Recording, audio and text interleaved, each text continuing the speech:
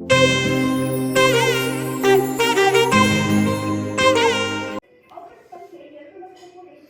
Personal suggestion, ಮದುವೆ ಆಗಬೇಡಿ.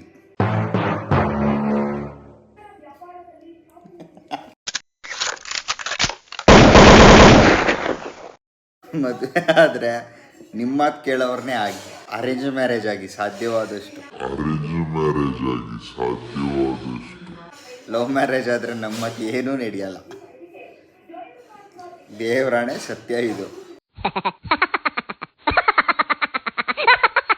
ಎಲ್ಲ ನಮ್ಮ ಕೈಯಲ್ಲೇ ಇದೆ, ನಮ್ಮ ಕಂಟ್ರೋಲಲ್ಲೇ ಇದೆ ಅಂತ ಭಾವನೆ ಅಷ್ಟೇ. ಆ ಥರ ಯಾವುದೂ ಇರಲ್ಲ, ಎಲ್ಲ ಅವ್ರ ಕೈಲೇ ಇರುತ್ತೆ.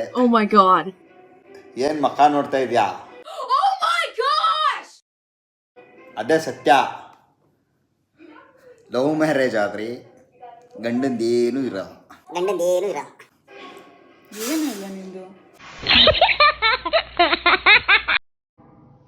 ಗಂಡಂದು ಪವರ್ ಹೇಳ್ತಾ ಇರೋದು. ನಂದಿದೆ. ಅರ್ಥ ಆಯ್ತಾ? ಯೋಚನೆ ಮಾಡಿ ಮದುವೆ.